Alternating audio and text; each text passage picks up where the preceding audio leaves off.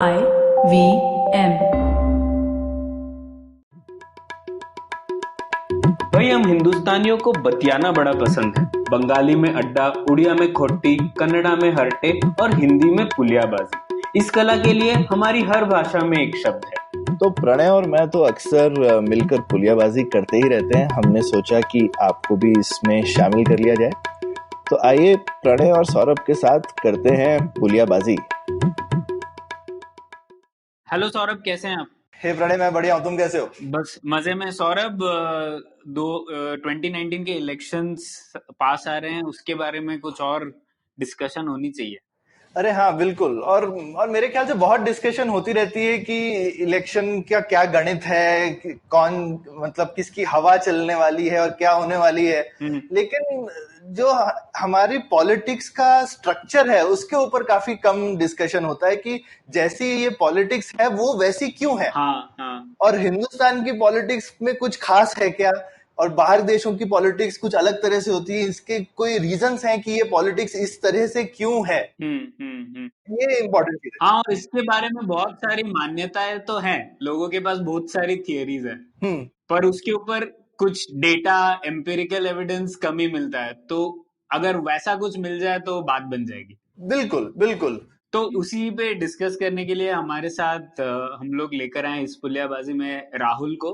राहुल वर्मा और उनके कोऑथर प्रदीप छिब्बर, उन्होंने एक किताब लिखी है, ideology and identity, the changing party systems of India. तो उसमें बड़ी दिलचस्प किताब है, जिसमें जो आपने सवाल बोला एग्जैक्टली उसके ऊपर डिस्कशन है। तो राहुल, स्वागत है आपका पुलियाबाजी में। शुक्रिया शुक्रिया, thank you so much. Rahul, सबसे पहले तो आप हमें ये बताइए कि आपकी रुचि कैसे जागी इंडियन पॉलिटिक्स को डिस्कस करने की और उसके ऊपर किताब लिखने की? प्रणय, इसके पीछे बहुत ही लाइक फनी सी स्टोरी है। मतलब ये किताब लिखने की तो पता नहीं फनी है या नहीं है, पर मैं पॉलिटिक्स में क्यों इंटरेस्टेड हुआ हूँ उसके पीछे बहुत ही फनी स्टोरी हुआ। मुझे दो चीजें अब तक याद है। मैं पॉलिटिक्स में बचपन से इंटरेस्टेड था। मतलब दो तीन चीजें मैं करता था जब मैं बहुत छोटा था। एक तो जैसे मेरे ख्याल से जो भी बच्चे क्रिकेट में इंटरेस्टेड होते हैं बचपन में, हम लोग सब स्कोर शीट या मतलब एक कॉपी रखते थे जिसमें प्लेयर्स के फोटो लगाते थे और उसने किस मैच में कितने रन बनाए ऐसे जोड़ते थे। हाँ। ठीक है। अब ये मुझे भी पता नहीं कैसे गंदी आदत लग गई उस समय की। आई थिंक 96 का इलेक्शन के टाइम होगा, जब मतलब मैं करीब 8-10 साल का रहा होऊंगा। और तब 96 के समय अगर आपको ध्यान होगा तो आज की तरह नहीं कि सुबह काउंटिंग शुरू होती थी और दोपहर तक परिणाम आ जाते थे। दो तीन क्योंकि पेपर बैलेट था तब तक। 98 से ईवीएम शुरू होता है, तो 93 यूपी इलेक्शन और इस समय तक, इस बीच में मैंने मतलब 2-2 दिन लगते थे चुनाव परिणाम आने में। ठीक है, तो रेडियो टीवी पे सुनते रहते थे और थोड़ा सा मतलब वो स्कोर शीट टाइप में बनाते थे। तो एक तो वहां से थोड़ा इलेक्शन और पॉलिटिक्स का इंटरेस्ट हुआ। दूसरा मुझे याद है मतलब अजीब अजीब जगहों के नाम सुनता था पॉलिटिक्स के बारे में पढ़ते हुए। ठीक है, जैसे मतलब यूपी में मिर्जापुर के पास एक लोकसभा क्षेत्र हुआ करता है, उसका नाम था रॉबर्ट्सगंज। ठीक है।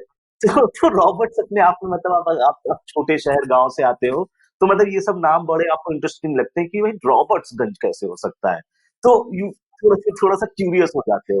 तीसरा मतलब इन सब मतलब ये दोनों चीजें करने की आदत यहाँ से आई कि मैं बचपन में मुझे जैसे सब गाना सुनने वाले लोग झूमरी तलैया सुन के बड़े क्यूरियस रहते थे कि लगता झूमरी तलैया कौन सी जगह है। तो इन सब के पीछे मतलब ये रुचि कहाँ से पैदा हुई, मतलब मुझे लगता है ये जबरदस्ती डाली गई थी मेरे अंदर। तो मैं बचपन में जैसे सारे बच्चे होते हैं बहुत शरारती टाइप में था, सुबह शाम तोड़ फोड़ किया करना, ये करना वो करना। तो मेरे पिताजी थोड़े स्ट्रिक्ट स्वभाव के व्यक्ति हैं कि भाई मतलब इस लड़के को बिजी रखो तभी ये कुछ बिजी रहेगा। तो मुझे क्या मतलब बचपन में मतलब आप सोचिए मैं छोटा था तो मुझे अखबार पढ़ के शाम को मेरे पिताजी को बताना होता था कि आज मैंने पॉलिटिक्स के पेज पे क्या पढ़ा है, स्पोर्ट्स के पेज पे क्या पढ़ा है। ठीक है, तो वहां मतलब आप मेरी वहां से एक मतलब अखबार पढ़ने की जैसे जबरदस्ती आदत डाली गई। और अब तो खैर मतलब वो होता है ना जैसे बच्चे को मार मार के दूध पीना सिखाया जाता है और फिर बाद में दूध अच्छा लगने लगता है, वैसे ही मेरी अखबार और पॉलिटिक्स की एक तरह से आदत पड़ गई। तो उसकी वजह से नई नई नई लत लग गई हाँ आपको। हाँ लत लग गई। तो ये तो कॉन्टेक्स्ट था कि मैं पॉलिटिक्स में क्यों इंटरेस्टेड हुआ।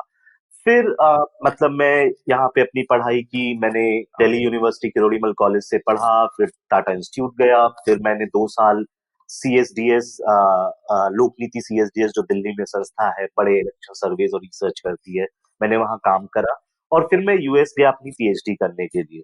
तो मतलब मेरे जो इस किताब के को ऑथर हैं और मेरे PhD के एडवाइजर भी है, हम लोग एक दिन ऐसे ही मतलब वो भी कई बार मतलब अगर उन्हें किसी मुद्दे पे बात करनी होती है तो बोलते चलो let's go for a walk, ठीक है, और वॉक करते करते कोई आइडिया डिस्कस होता है। तो आई थिंक ये आइडिया 2013 के आसपास मतलब अगस्त का महीना था और 15 अगस्त का आसपास दिन था, तो मतलब अमेरिका में है तो थोड़ा देश ज्यादा याद आता है टाइप में ना, तो उसकी पॉलिटिक्स के बारे में चर्चा हो रही थी और फिर हमने कहा कि प्रदीप आपको ऐसा नहीं लगता है कि मतलब हमारी there is a like long shadow of partition, जो विभाजन था हमारे देश का और जो आजादी की लड़ाई थी, उसके कुछ मुद्दे हर चुनाव में उठ के खड़े हो जाते हैं। जैसे मतलब आप देखिए रिजर्वेशन का मुद्दा हर समय चुनाव के आसपास कुछ होने लगता है उस पे। 2013 में उस समय जैन कम्युनिटी को रिजर्वेशन दिया जा रहा था या किसी और को दिया जा रहा था और कुछ ग्रुप्स मांग रहे थे। फिर मुस्लिम पाकिस्तान इशू बार बार चुनाव के समय, कभी बीजेपी कभी कोई, मतलब ये तो मतलब हमें लगा कि एक अगर लाइक 1947 के आसपास की घटनाएं जो थी, एक रिकरिंग पैटर्न है कि हमेशा ये उभर के आती है, तो इसका मतलब हमारी पॉलिटिक्स के पीछे कुछ एक स्ट्रक्चर होगा जो आप शुरू में बात कर रहे थे कि हर बार ये घटनाएं उभर के आती है। तो फिर हमने वहां से तय किया कि भाई मतलब दुनिया के हर मतलब स्पेशली हम अमेरिका में थे, वहां आइडियोलॉजिकल पॉलिटिक्स की बात होती है, वेस्ट यूरोप के पढ़ते हैं तो वहां पे इकोनॉमिक लेफ्ट राइट की बात होती है। तो हमने ये सोचा कि भाई इंडिया में जब हम मानते हैं कि मतलब एक अगर हमें लगता है कि एक स्ट्रक्चर है पॉलिटिक्स का, तो हमें उसे ट्रेस करना चाहिए। फिर हम लोगों ने थोड़ा बहुत पढ़ना शुरू करा, मतलब जानना शुरू करा कि हम इंडियन पॉलिटिक्स को आइडियोलॉजिकल इसलिए नहीं मानते हैं क्योंकि हमारे यहाँ जो इकोनॉमिक एंगल है, मतलब वो जो एक होता है मार्केट वर्सेस स्टेट या बाजार वर्सेस राज्य का, वो डिस्टिंक्शन नहीं है, वो उस पे राजनीति नहीं चलती है।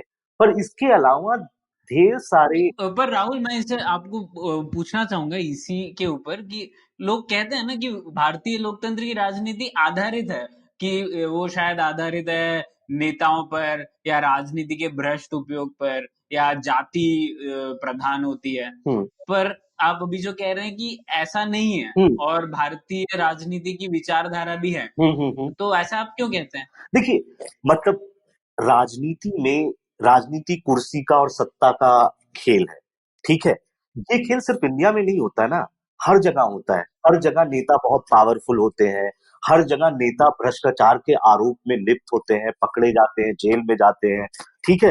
हर जगह जो सोसाइटी का एक अंडरलाइन स्ट्रक्चर है, मतलब चाहे वो जाति में विभाजित हो, चाहे वो रेस और कलर में विभाजित हो, चाहे वो गरीब और अमीर में विभाजित हो, हर जगह ये चीजें होती हैं। मतलब आप अमेरिका में ही देखिए, वहां पे जो अश्वेत हैं, अफ्रीकन अमेरिकन हैं, वो डेमोक्रेटिक पार्टी को ज्यादातर वोट देते हैं और जो व्हाइट अमेरिकन हैं वो ज्यादातर रिपब्लिकन पार्टी को वोट देते हैं। पर हम ये तो नहीं कहते ना कि अमेरिका की पॉलिटिक्स पूरी तरह से सिर्फ रेस पे ही चलती है, मतलब रेस एक इंपॉर्टेंट कंपोनेंट है जिसको ड्राइव करता है। उसी तरह मैं इस बात से डिनाई नहीं करता हूँ कि हमारे यहाँ जो आइडेंटिटीज है, चाहे वो कास्ट आइडेंटिटी हो, चाहे वो रिलीजियस आइडेंटिटी हो, चाहे वो रीजनल आइडेंटिटी हो, वो रोल नहीं प्ले करती है।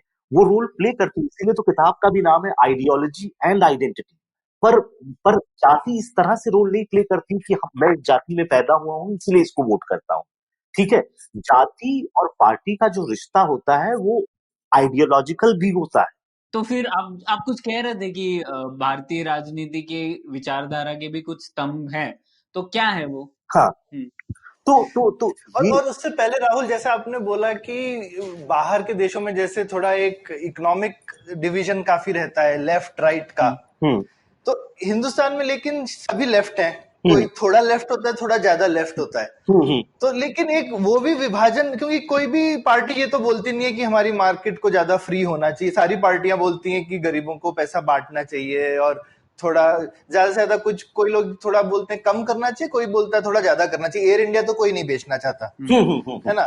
तो लेकिन ये कम और ज्यादा भी लेकिन एक विभाजन ही है ना, ठीक है। जो लोग थोड़ा फ्री, एक इसको भी बोल सकते हैं कि थोड़े कोई कुछ लोग कम लेफ्ट है, कम्युनिस्ट लोग तो बहुत ज्यादा लेफ्ट है।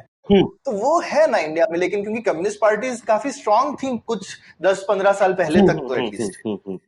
नहीं तो वो आपको नहीं लगता कि वो भी एक है इंडिया में भी कंपेयर टू अदर कंट्रीज, या बहुत स्पेशली अब शायद इनसिग्निफिकेंट है, क्यों लगता है आपको, क्योंकि कम्युनिस्ट एकदम इररिलेवेंट हो गए?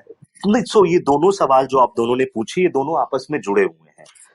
तो जो classic left right distinction economy पे आता है, हमारे यहाँ उस तरह का डिस्टिंक्शन नहीं था। मतलब आपकी बात सही है, थोड़ा डिग्रीज में डिफरेंस है और वो शायद हमेशा से था, पर मतलब एक जो होता है ना, एक्सट्रीम पोजीशंस पार्टीज नहीं लेती थी, और उसके पीछे एक हिस्टोरिकल कारण है भाई। अगर आप मतलब ये जो हमने किताब में लिखा है और जो अभी हम वार्तालाप कर रहे हैं, ये मतलब पिछले 8-10 सालों की राजनीति को देखकर नहीं हो रहा है। मतलब अब हम एक भारतीय राजनीति के इतिहास के हम 70 से 100 सालों का अब अगर आप एक व्यू में देखना चाहें, तो उसके कुछ कारण है जिसकी वजह से हमें वो क्लासिक डिस्टिंक्शन नहीं दिखता है। सबसे बड़ा कारण यह है कि अगर आप 1950 या 47 में वापस जाते हैं, तो उस समय हमारे देश में लगभग 70 से 80% लोग बहुत गरीब थे। ठीक है, एजुकेशन बहुत कम थी, मार्केट उस तरह से मतलब मार्केट फोर्सेस कुछ उस तरह से था नहीं। तो अगर आप हमारा कॉन्स्टिट्यूएंट असेंबली डिबेट्स उठा के पढ़ें या कराची रेजोल्यूशन उठा के देखें जिसपे इकोनॉमी पे बात हुई थी, बेसिकली सभी लोग एक तरह से सोशलिस्ट ही थे। ठीक है, मान लो कम्युनिस्ट नहीं थे, पर कैपिटलिस्ट नहीं थे, पर ज्यादातर लोग सोशलिस्ट विचारधारा के थे। और मतलब ये कंसेंसस था भारतीय राजनीति के नेताओं में उस समय के, कि क्योंकि इतना गरीब देश है, जो राज्य है वो लोगों का, या सरकार है वो लोगों का मतलब आगे ले जाएगी, उनको गरीबी से बाहर निकालेगी। मतलब बेसिकली आप नेहरू नेहरू ने जब कॉन्स्टिट्यूएंट असेंबली के अंदर ऑब्जेक्टिव रेजोल्यूशन मूव करते हैं, जो फर्स्ट एक्ट था, मतलब पहला सेंटेंस ही यही है इस तरह का कि इस कॉन्स्टिट्यूएंट असेंबली का, संविधान सभा का सबसे बड़ा मकसद होना ये चाहिए कि लोगों तक खाना पहुंचे, भूखों को खाना मिले, और जो नंगे हैं उनके बदन को हम कपड़ा दे सके। मतलब ये जो डिबेट लेफ्ट राइट पे हो सकती थी, वो हमारे यहाँ पे एक तरह से हुई ही नहीं कभी। ठीक है, इसीलिए एक पॉलिटिकल पार्टी जो कि थोड़ा सा मतलब इकोनॉमी पे राइट विंग वैरायटी की आती है, स्वतंत्र पार्टी, वो 5-6-7 सालों में खत्म हो जाती है। क्योंकि क्योंकि मतलब ये लाइक देश ऐसा है, उसकी जनसंख्या ऐसी है कि आप उस एंगल पे सिर्फ अपनी राजनीति नहीं कर सकते थे। अब इससे तो इसका मतलब अगर हमारे यहाँ वो सबसे प्रभावकारी एक्सिस नहीं है राजनीति का, तो और क्या है? तो इसके लिए हमने मतलब बेसिकली हमने भारतीय, तो हमने कुछ चीजें जाके वापस पढ़ी, कॉन्स्टिट्यूएंट असेंबली डिबेट्स, जो हमारे फ्रीडम मूवमेंट डॉक्यूमेंट थे, उस समय के नेता क्या कह रहे थे। देखिए, राजनीति सत्ता का खेल है, वो तो ठीक बात है, पर राजनीति हमेशा आइडियाज के ऊपर होती है, विचारों के ऊपर होती है। वरना तो सभी लोग एक ही पॉलिटिकल पार्टी ज्वाइन करके चुनाव जीत रहे होते ना। अलग अलग पार्टियां क्यों बनती है? क्योंकि उनके कुछ विचार अलग अलग होते हैं, क्या करना है समाज में, कैसे करना है समाज में। इन्हीं इन्हीं इन्हीं चीजों पे मतलब सब आदमी कहेगा कि हमें गरीबों का भला करना है, सब आदमी कहेगा कि देश का विकास करना है, तो कुछ चीजों पे तो कोई लड़ाई नहीं होती, पर लड़ाई इस बात पे होती है कि उसका रास्ता क्या होगा। ठीक है। और राहुल, आपकी एक इंटरेस्टिंग चीज मुझे लगी जो मैं लिसनर्स को हाईलाइट करना चाहता हूँ, कि आपने एक जो अपनी किताब में एक अहम फ्रेमिंग है आपकी, कि मुद्दा राजनीतिक तभी बनता है अगर उसके दो पहलू पे लोग लड़ रहे हों। अगर सब अग्री कर रहे हैं तो मुद्दा ही कैसा। हाँ हाँ हाँ हाँ। तो दो पहलू होना बहुत जरूरी है मुद्दा बनने के लिए। हाँ हाँ, मतलब हर चुनाव में मैं वापस उस चीज पे आऊंगा कि हमारी विचारधारा का क्या स्तंभ है, पर पहले ये जो बात आपने उठाई है कि हर चुनाव में अलग अलग मुद्दे आते हैं। ठीक है, और हर मुद्दा वैचारिक लड़ाई का केंद्र नहीं बनता है। कोई मुद्दे को वैचारिक लड़ाई का केंद्र बनने के लिए उसमें 4 एलिमेंट्स होने चाहिए। पहला एलिमेंट कि उस पे मतलब एक डिबेट होनी चाहिए, जो पहलू है उसके दोनों तरफ कुछ लोग एक इंटेलेक्चुअल ट्रेडिशन टाइप में हो लोग। जैसे कैपिटलिज्म वर्सेस सोशलिज्म में अगर एक डिवाइड है, तो कुछ लोग कैपिटलिज्म के फेवर में लिखते हैं, कुछ लोग सोशलिज्म के फेवर में लिखते हैं। तो लिखने वाले हो, डिबेट करने वाले हो। सेकंड चीज ये है कि मतलब इस ये नीचे वोटर तक बात पहुंचे, जो एलीट, पॉलिटिकल एलीट या एक्टिविस्ट या बुद्धिजीवी लिख रहे हैं, वो आम जनता तक उसकी बातें कुछ क्षण के मोटी मोटी पहुंचे, उसके लिए एक ट्रांसमिशन चैनल होना चाहिए। ठीक है, तो कुछ बातें छन के पहुंच पाती है। फिर तीसरा चीज है कि जो दो पहलू है उस पे पॉलिटिकल पार्टी स्टैंड ले कि हम इस तरफ खड़े हैं, तुम इस तरफ खड़े हो। और वो तभी होगा जब जनसंख्या का एक अच्छा खासा हिस्सा एक तरफ हो और दूसरा हिस्सा दूसरी तरफ हो। अगर सब एक तरफ होंगे तो जैसा आप कह रहे थे कि कोई पॉलिटिकल पार्टी उस पे मतलब उसके ऑपोजिट स्टैंड नहीं लेगी ना, क्योंकि वो तो इलेक्टोरल सुसाइड टाइप में हो गया, है ना। तो अब ये होता है, इससे जुड़ा हुआ सवाल है कि हमारे हमारे देश के ऐसे कौन से वैचारिक स्तंभ थे जिन पे पार्टीज ने लगातार स्टैंड लिया है दोनों तरफ।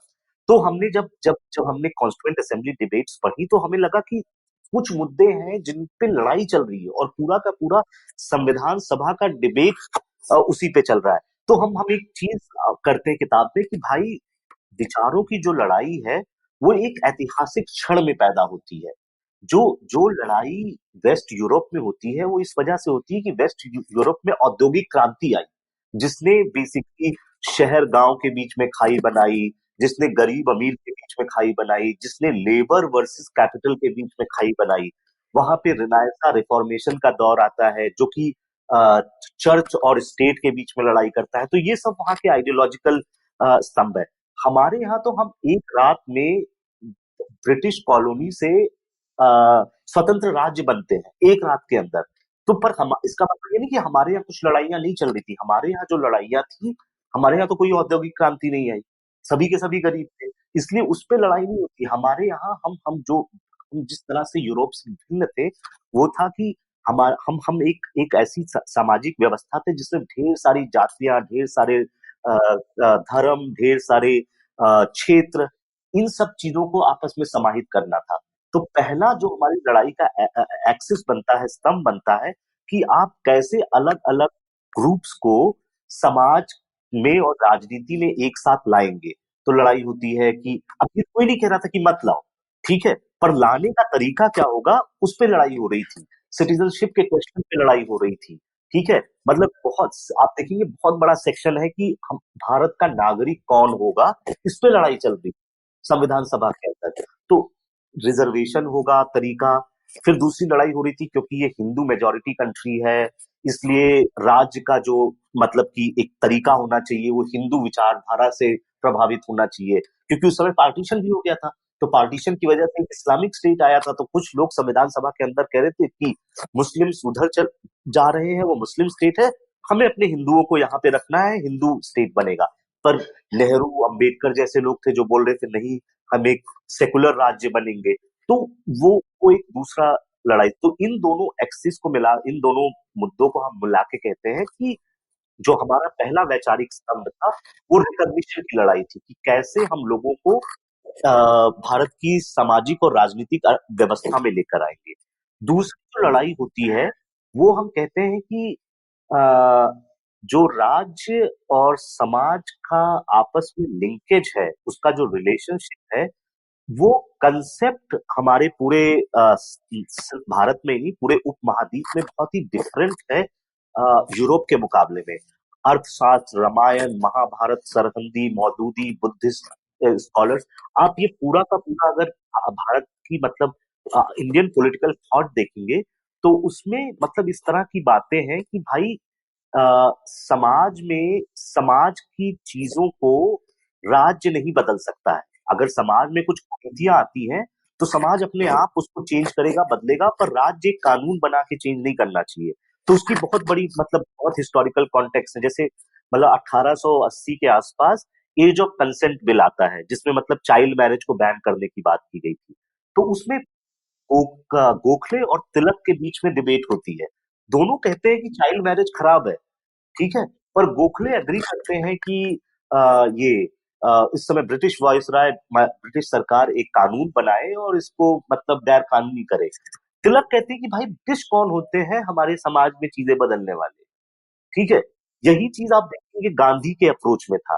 भाई गांधी जानते हैं कि अनटचबिलिटी या छुआछूत खराब है, ठीक है, पर गांधी ये नहीं कहते कि एक कानून बनना चाहिए छुआछूत खत्म करने के लिए। गांधी बोलते हैं मैं समाज के भीतर जाऊंगा, समाज के लोगों को समझाऊंगा, काम करूंगा, ये खराब चीजें हटना चाहिए। पर अंबेडकर और नेहरू कहते हैं नहीं भाई मतलब ऐसे नहीं होगा, हमें एक कानून बनाना पड़ेगा, ठीक है। तो ये मतलब कि सो हमारे यहाँ दूसरे चीज को हम जिस दूसरा एक्सेस कहते हैं वो पॉलिटिक्स ऑफ स्टेटिज्म है कि स्टेट या राज्य कितना इंटरवीन कर सकता है समाज के नियमों को बदलने के लिए। आप इसका लेटेस्ट उदाहरण है सबरीमाला।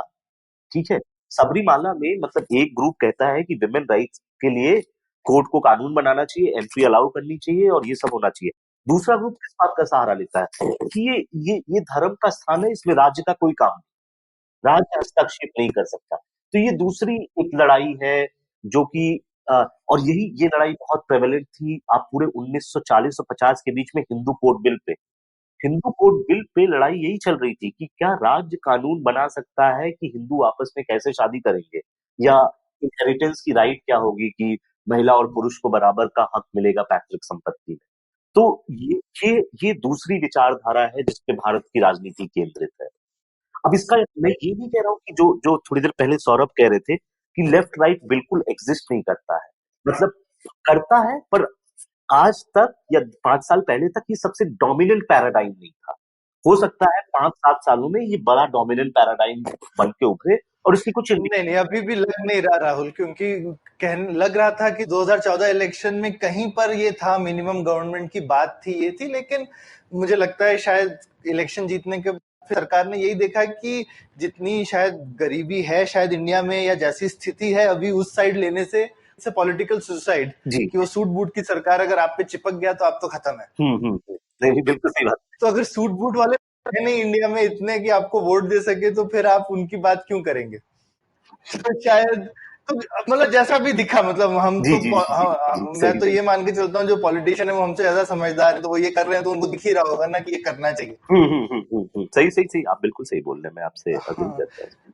तो ये बताइए राहुल, ये लेकिन ये जो जैसे जो आपने जो स्तंभ देखे आप और आपने जिनकी ये बात की, और ये ठीक बात है, अभी शबरीमलाई में, ट्रिपल तलाक में, ये स्टेटिज्म वाला इशू अभी भी बीच बीच में ऐसा आता रहता है, लेकिन ये कोई इलेक्शन इशू तो नहीं बना अभी तक।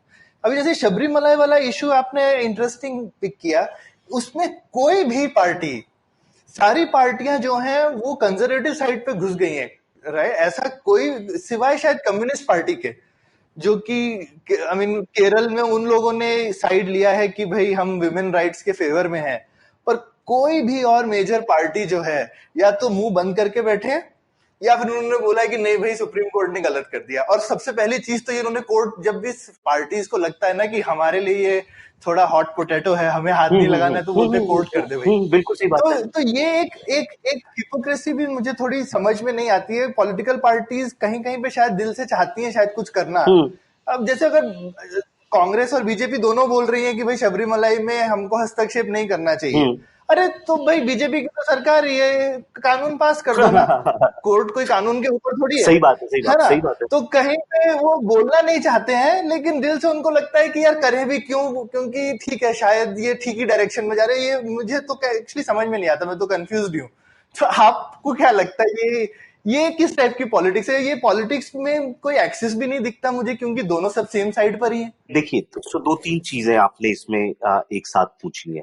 पहली बात, मतलब जब आप आइडियोलॉजिकल एक्सिस की बात करते हैं तो ये लॉन्ग टर्म स्ट्रक्चरिंग कर रहा है पॉलिटिक्स का। इसका ये मतलब नहीं है कि ये हमेशा चुनावी मुद्दा बना होगा। देखिए, चुनाव में मतलब पार्टीज के पास एक दूसरी परेशानी है। उनकी परेशानी क्या है कि उन्हें चुनाव जीतना है, ठीक है। तो आइडियोलॉजी या आइडियोलॉजिकल फ्रेमिंग कोई ऐसी चीज नहीं है कि पार्टी उसे कभी क्रॉस नहीं करेगी। मतलब यू हैव लाइक, आप थोड़ा सा तो प्रैग्मेटिक रहेंगे हमेशा। चुनाव जीतने के लिए आप थोड़ा सा डामाडोल वाला इधर उधर होते रहेंगे, ठीक है। पर आइडियोलॉजी क्या करती है कि आपके कुछ कोर मुद्दे होते हैं, आप उससे सिर्फ जरा सा ही भटक सकते हो, बहुत ज्यादा नहीं भटक सकते हो, क्योंकि अगर बहुत ज्यादा भटकोगे तो जो आपका कोर वोटर है ना, उसमें एंथुजियाज्म खत्म हो जाएगा, ठीक है। तो मतलब अब भाई ठीक है, राम मंदिर भाजपा का एक कोर मुद्दा है ना, चुनावी मुद्दा तो पता नहीं मतलब पिछले चुनाव में था या नहीं था, या इस चुनाव में होगा या नहीं, उस पर बातें हो जाती हैं। पर भाजपा आज तक कभी वो ये नहीं कही जाएगी चलो छोड़ो यार राम मंदिर देख लेंगे बाद में। अरे नहीं, लेकिन दूसरी साइड आप देखिए तो कांग्रेस कभी ये थोड़ी बोलती है कि राम मंदिर नहीं बनना चाहिए। हाँ, तो उसका दूसरा ऑपोजिट क्या है? कोई पार्टी की हिम्मत नहीं है कि बोल दे खुल के कि नहीं बनना चाहिए। कोई बोलती है, इवन मुस्लिम पार्टियां नहीं बोलती। ये जो आपने कहा ना, ये बहुत महत्वपूर्ण है, और मैं नहीं जानता हूँ कि मेरे पास इसका अच्छा उत्तर है या नहीं है। देखिए, कुछ चीजें क्या होती है कि कंपल्शंस होते हैं पॉलिटिक्स के, जहां पे आप मतलब अपोज नहीं कर सकते, मतलब अब हो गया, इसके ऑपोजिशन के आपको नुकसान ही दिखेंगे। जैसे कि आप टैक्टिकली अपोज करते हैं, तो आप अगर 1989 को याद करें, और भारतीय जनता पार्टी हमेशा रिजर्वेशन के खिलाफ रही है, ठीक है, ओबीसी रिजर्वेशन के खिलाफ थी, बट डायरेक्टली उसने ओबीसी रिजर्वेशन की खिलाफत नहीं करी। उसने उन ग्रुप्स को सपोर्ट करा जो उसकी खिलाफत कर रहे थे, और उल्टा वो मुद्दा जो उन्हें पोटेंशियली हार्म कर सकता था, उसको सबसाइड करने के लिए उन्होंने राम मंदिर मोबिलाइजेशन शुरू करा। ठीक है, तो एक बार कोई चीज अगर मतलब लाइक आज SC ST रिजर्वेशन है, आप जानते हैं जो भी बीजेपी का वोट बेस है, वो कभी भी रिजर्वेशन से खुश नहीं हुआ है। पर प्रधानमंत्री भी आज अगर बोलेंगे नहीं, तो प्रधानमंत्री के खुद के स्टेटमेंट्स भी हैं जहां वो बोलते हैं कि मैं चाहता हूं रिजर्वेशन नहीं रहे। मैंने उनके पुराने इंटरव्यू देखे हैं जहां पे वो बोलते हैं कि रिजर्वेशन नहीं होना चाहिए, लेकिन इलेक्शन स्पीच में उन्होंने कभी नहीं बोला है। लेकिन बिना इलेक्शन स्पीच के उन्होंने बोला है ऐसा कि रिजर्वेशन नहीं होना चाहिए। और अभी आप देखें तो एक तरह का फ्लैंक अटैक है। अब रिजर्वेशन इकोनॉमिक आधार पे जो डाला है, इससे ज्यादा क्लेवर एंटी रिजर्वेशन मूव नहीं कर सकती थी शायद बीजेपी। वो नहीं हो सकता। बिल्कुल बिल्कुल बिल्कुल बिल्कुल। तो आप देखिए, मतलब किसी तरह से एक कंसिस्टेंसी है उस आइडियोलॉजिकल लाइन पे, पर अब ये थोड़ी ना कि आइडियोलॉजिकल लाइन लेने के लिए चुनाव हार के खत्म हो जाए। हाँ, नहीं, ये बात ठीक है। उन्होंने राजनीतिक पैतरे भी एक चीज होती है, और वो किसी इलेक्शन कैंप, और वो बिहार वाले इलेक्शन में तो बोलते हैं ना लोग कि अगर आरएसएस ने नहीं बोला होता कि हम रिजर्वेशन खत्म करेंगे तो शायद बीजेपी जीत ही जाती। तो वो तो क्या कहते हैं, किसी इलेक्शन के टाइम पे तो बिल्कुल रिजर्वेशन को साइड में रख देते हैं, वो बिल्कुल कुछ बोलेंगे नहीं उसके खिलाफ। तो ये ठीक है। तो रिजर्वेशन का एक्सेस, तो ये हम लोगों ने तो रिजर्वेशन 89 से ही ज्यादा सुना, टू बी ऑनेस्ट। आपने जब स्टडी किया है तो रिजर्वेशन एक कंटिन्यूस एक्सेस रहा है क्या पूरे पिछले 70-80 साल इंडिया में? और उससे पहले, सबसे पहले रिजर्वेशन का डिबेट 1890 के आसपास शुरू होता है, अरे, जब पहली बार ज्योतिबा फूले हंटर कमीशन उस समय बना था, आई थिंक 1882 में, हंटर कमीशन के सामने जाते हैं और बोलते हैं कि बेसिकली पिछड़ों और दलितों को शिक्षा में रिजर्वेशन दिया जाए। ठीक है, उस समय ये डिबेट सिर्फ मतलब ज्योतिबा फुले ने बोला था। आई थिंक उस समय जो मराठा सरकार थी, उन्होंने मराठाओं और पिछड़ों को थोड़ा सा रिजर्वेशन दिया था, क्योंकि पेशवा जो ग्रुप था, ब्राह्मण था, उसने पूरा डोमिनेंट रखा हुआ था, तो उनको अंडरकट करने के लिए उन्होंने ऐसा करा था। ऐसा ही एक मुद्दा मतलब केरल में भी हुआ था और मैसूर में भी हुआ था। तो एक तरह से मतलब ये डिबेट 1890 में चल रही है। पहले आप मतलब मैं, ये बहुत इंटरेस्टिंग है कि पहली बार मतलब खुल के रिजर्वेशन डिबेट नेशनल सीन पे 1906 या 7 के आसपास शुरू होती है। 1906 में मुस्लिम लीग बनती है। ठीक है, मतलब अभी पूरी तरह से फॉर्म नहीं हुई थी। मतलब एक ग्रुप ऑफ मुस्लिम इंटेलेक्चुअल्स उस समय के लॉर्ड मिंटो के पास जाते हैं और कहते हैं कि मुस्लिम्स को रिप्रेजेंटेशन मिलना चाहिए। ठीक है, जब 1909 मॉर्ले मिंटो रिफॉर्म्स आता है, तो उसी के रिस्पॉन्स में हिंदू महासभा बनती है। दोनों का गठन 1906 से 1909 के बीच में होता है। तो पहली बार जो रिजर्वेशन की डिबेट होती है वो वहां पे शुरू होती है। फिर 1919 में मॉन्टेग्यू चेम्सफोर्ड रिफॉर्म में मुस्लिम्स को रिजर्वेशन मिल जाता है। 1932 का कम्युनल अवार्ड होता है, जिसमें इलेक्टोरल सीट्स दलितों को भी दे दी जाती है, मुस्लिमों को भी दे दी जाती है। कम्युनल अवार्ड के ही खिलाफ गांधी जी बेसिकली पूना में हंगर स्ट्राइक पे बैठते हैं। जब पूना पैक्ट साइन होता है, जिसपे अंबेडकर और गांधी के बीच में ये पैक्ट होता है कि दलित को अलग से सीट्स नहीं, मतलब बेसिकली सेपरेट इलेक्टोरेट नहीं रहेगा दलितों के लिए, उनको reservation with in the system दिया जाएगा। तो ये उतनी पुरानी डिबेट है। अच्छा, तो ठीक है। तो फिर अब आपका जो कहना है कि दो विचारधाराओं के स्तंभ है, एक कि राज्य का क्या रोल होना चाहिए, हाँ, और दूसरा जो आइडेंटिटी क्या होनी चाहिए लोगों की, उसके ऊपर। हाँ, मतलब उन डिफरेंट ग्रुप्स को कैसे मेन बॉडी में समाहित किया जाए। बेसिकली आइडेंटिटी के बेसिस पे जिसको कहना चाहिए पावर में कैसे शेयर, और इन जनरल सोसाइटी में कैसे शेयर, क्योंकि हमारी सोसाइटी इतनी बटी हुई है। बिल्कुल तो बिल्कुल। ये एक शायद जो चेंज है, जो कि कॉन्स्टिट्यूशन भी चेंज करना चाहता है, कि जो हमारी एक ऐसी हायरार्किकल और एकदम हम कहने को इतनी डेंस सोसाइटी है, लेकिन इसमें एक बबल्स, वर्चुअल बबल्स बने रहते हैं जिसमें सब लोग अपने अपने बबल में, तो वो इंटीग्रेशन पूरी सोसाइटी का कैसे हो। जी जी जी। जो फ्रेटर्निटी वाला पार्ट है हम भूल जाते हैं कि उसका मतलब क्या है। तो हमने वो अम्बेडकर वाला जो पुलियाबाजी की थी उसमें हमने काफी डिस्कस किया था कि अम्बेडकर का काफी एम्फेसिस इसी में था कि ठीक है, लिबर्टी और इक्वालिटी तो आसान है अचीव करना, ये फ्रेटर्निटी कैसे लाई जाए, तो जो भाईचारा है, तो आजादी बराबरी आसान है।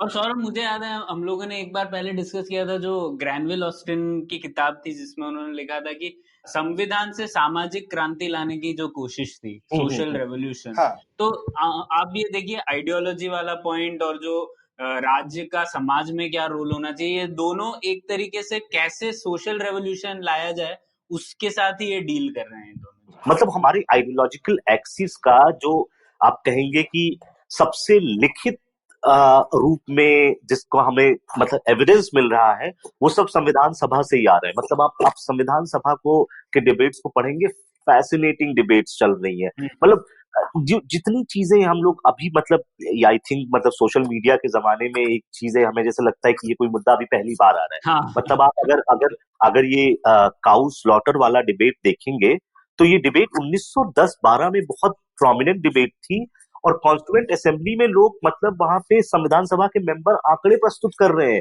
कि इस सेंसस में वहां पे 10,000 गाय थी, इस सेंसस में यहाँ पे कट से बच के 8,000 गाय हुई हैं, गायों को खत्म किया जा रहा है। मतलब ये हमारे संविधान सभा में ये सब डिस्कस हो रहा था। इसीलिए मतलब आप देखिए कि संविधान सभा अपने आप में रेडिकल डॉक्यूमेंट होने के बावजूद भी उस समय, क्योंकि एक तरह से जो प्रोग्रेसिव तबका था लेड बाय नेहरू और अंबेडकर थोड़ा सा हावी था, तो उसको कुछ चीजों पे कॉम्प्रोमाइज भी करना पड़ा। तो जैसे काउ प्रोटेक्शन वाला मुद्दा जो है वो डायरेक्टिव प्रिंसिपल में चला जाता है। हाँ। मतलब पूरी तरह से खत्म नहीं होता है ना। मतलब कि हाँ ठीक है भाई, मतलब लोगों को लग रहा था कि ये बात ठीक तो नहीं है, पर भाई ऐसे कैसे खत्म कर दोगे, तो चलो अच्छा हम डायरेक्टिव प्रिंसिपल में इसको रख लेते हैं। ढेर सारे कंट्रोवर्शियल मुद्दे, जैसे उस समय बोल रहे थे कि सभी लोगों को एजुकेशन दे दो। भाई अगर अगर आप एक रैशनल इंसान है और उस समय 1947 में हमारे पास रिसोर्सेज ही नहीं थे सबको एजुकेशन देने के लिए, तो उस समय क्या हुआ कि state will strive to educate everyone, उसको डायरेक्टिव प्रिंसिपल में डाल दिया। रिलीजियस कन्वर्जन के मुद्दे को डायरेक्टिव प्रिंसिपल पे डाल दिया, क्योंकि कुछ जगह पे कॉम्प्रोमाइज भी करना पड़ रहा था। तो लाइक संविधान सभा अपने आप में, और ये शायद हर जगह होता होगा जब भी आप देश का संविधान बनाते हैं, तो हिस्टोरिकल कॉम्प्रोमाइज भी हो रही है कई चीजों पर। बिल्कुल बिल्कुल। पर आपने जो कहा उसके विरुद्ध बहुत सी मान्यताएं हैं, तो हम लोग उन मान्यताओं के बारे में डिस्कशन करेंगे, पर एक लेते हैं एक छोटा सा ब्रेक उसके पहले। Hi, my name is Anupam Gupta. I'm B50 on Twitter. I am the host of Paisa Vaisa, the show that talks money. On my show, I speak to experts from every field of money and finance, from stock markets, equities, debt funds, credit cards, life insurance, every possible area of money and finance that you can think of. We even did an episode on cryptocurrency. I've got fantastic guests from mutual funds to personal finance experts everywhere. Robo-advisory, startups, just name it, we've got it. At Paisa Vaisa, we help you make smart decisions about money. You work hard for money. Now make your money work hard for you. New episodes out every Monday, and you can listen to my show on the IVM Podcast app or any other podcasting app that you have. Paisa Vaisa is brought to you by Paytm Money. तो राहुल, आगे बढ़ने से पहले एक और मैं जो clarification करना चाहता हूं, तो जैसा आपने ये दो स्तंभ बोले कि एक तो स्टेटिज्म का, कि स्टेट का क्या रोल रहे समाज को बदलने में, और दूसरा ये जो आइडेंटिटी वाला सवाल है कि अलग अलग जो हमारे यहाँ लोग हैं उनको कैसे शेयर मिले सोसाइटी में और पावर में। लेकिन जो एक तीसरी हमने थोड़ी सी चीज डिस्कस करी वो रहा है मुद्दा कि जैसा आपने बोला भी कि पाकिस्तान बन गया था तो हमें यहाँ पर एक हिंदू वर्जन ऑफ पाकिस्तान या एक हिंदू राष्ट्र बनाने की काफी बड़ी डिमांड थी, और शायद उनकी मेजॉरिटी नहीं थी पर ठीक ठाक लोग का हिस्सा था जो चाहता था ऐसा। तो वो आप एक तीसरा स्तंभ मानेंगे या उसको आप ये आइडेंटिटी वाले का ही पार्ट मानेंगे? वो कैसे फिट होता है? तो ये जो मुद्दा है, ये हिंदू नेशनलिज्म वाला मुद्दा, ये एक तरह से रिकॉग्निशन वाले ही एक्सिस का हिस्सा है। और इसका कारण ये अच्छा। है कि आप अगर संविधान सभा को उठा के देखें या अब तक की राजनीति को उठा के देखें, जो लोग एंटी रिजर्वेशन की बातें करते थे और इस तरह वही लोग ज्यादातर हिंदू राष्ट्र का डिमांड करते थे या हिंदू वे ऑफ पॉलिटिक्स का डिमांड करते थे। अब ये मतलब 1 to 1 मैचिंग नहीं होगी, पर एक स्ट्रॉन्ग कोरिलेशन है, बड़ा ओवरलैप है। और उसका उसका उसका बेसिकली मतलब जो कहते हैं ना, मूल तत्व भी एक आइडिया से आ रहा है। मतलब वो एंटी रिजर्वेशन की बातें क्यों कर रहे थे, मतलब वो मतलब अगर उसमें से जो भी सेंसिबल ग्रुप था, वो इस तरह, वो तो मतलब एक जो सेंसिबल ग्रुप था वो ये तो मानता था ना कि दलित और आदिवासी पीछे रह गए हैं। इसके बावजूद भी उन्हें लगता था कि रिजर्वेशन देना जो है वो सोसाइटी को बांटने वाली बात हो गई ग्रुप्स में, जबकि सोसाइटी तो मतलब हिंदू है, ठीक है। तो एक तरह से वो इंडिविजुअल मतलब इंडिविजुअल बेसिस पे सोसाइटी का रीऑर्गेनाइजेशन करना चाहते थे, लार्ज हिंदू आइडेंटिटी में, ग्रुप बेसिस पे नहीं चाहते थे वो डिवीजन। लेकिन रियलिटी उस लार्ज हिंदू बेसिस का ये है कि उस रियलिटी में ग्रुप तो थे ही और वो ग्रुप पीछे रह ही जाएंगे। हाँ हाँ हाँ हाँ तो हाँ। हम्म तो अब लेकिन इसमें लगता है कि वो जो दूसरा वाला पार्ट है वो मिला हुआ है कि अगर वो ये चाहते थे, लेकिन काफी जो मुझे लगता है जो हिंदू राष्ट्र में बिलीव करने वाले लोग भी प्रोग्रेसिव हैं, वो भी चाहते हैं कि लेकिन ये जो आपस में लोगों के बीच में भेद है वो कम हो या खत्म हो, लेकिन उसको स्टेट ना करे। तो जो आपका स्टेटिज्म वाला पार्ट है वो भी तो इससे लिंक्ड ही हो गया, तो आपको वो अलग एक्सेस क्यों लगता है? नहीं, तो इसीलिए ना हम बेसिकली अब ये होता है और ये हमेशा होगा, जब भी एकेडमिक काम करेंगे और सोशल रियलिटी को ना मैच करना, मतलब इस तरह से 1 to 1 कैटेगराइजेशन करना, नीट कैटेगरीज बनाना बहुत ही मुश्किल काम होता है, क्योंकि आप कुछ भी करेंगे आपके पास हमेशा 2-4 उदाहरण होंगे जो उस कैटेगराइजेशन से मैच नहीं करेगा।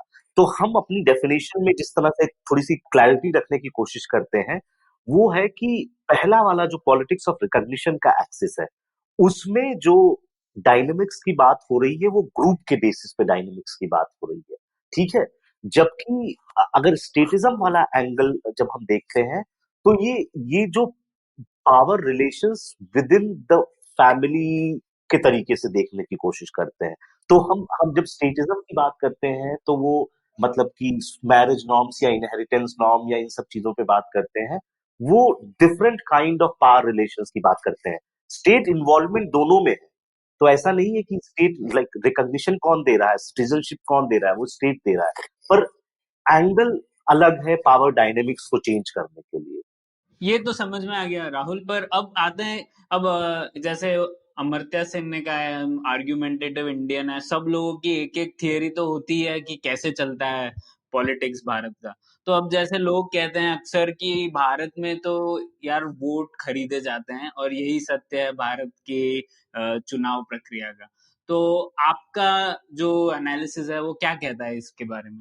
तो मतलब मेरा मानना है कि ये थोड़ा सा स्ट्रेच है।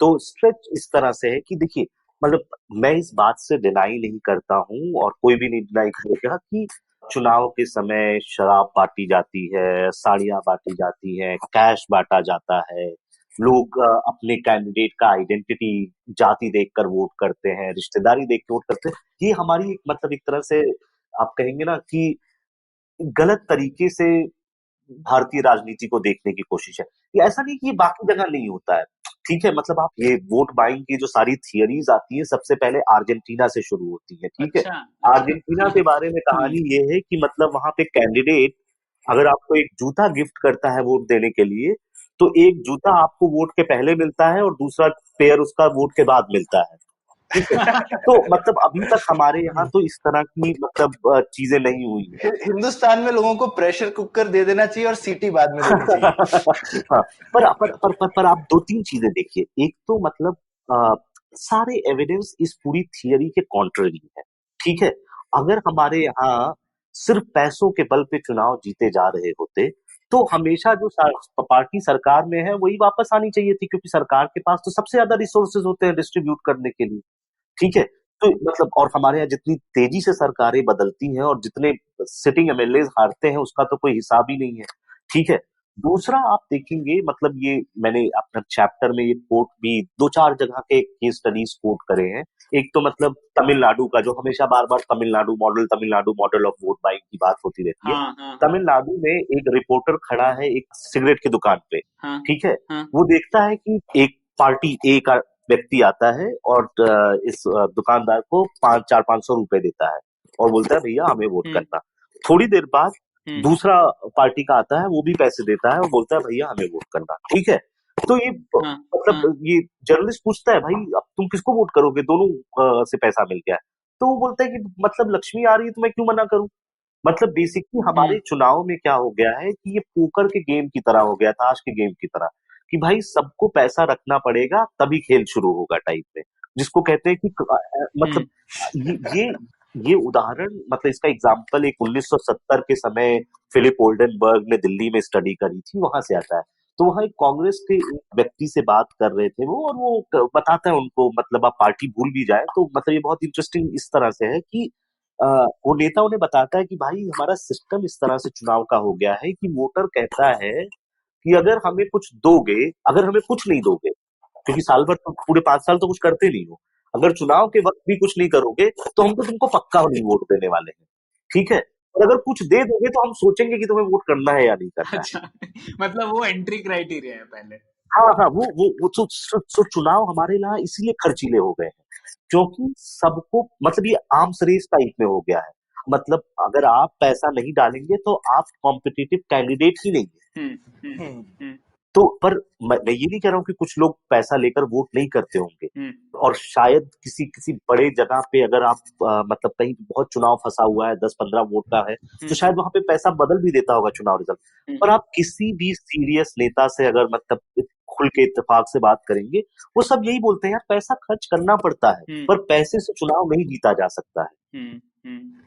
लेकिन पैसा नहीं होने से हार सकते हैं। हाँ, पैसा अगर आप पैसा नहीं लगाएंगे तो देखिए ना, ये अपने समाज को भी समझने की कोशिश करिए।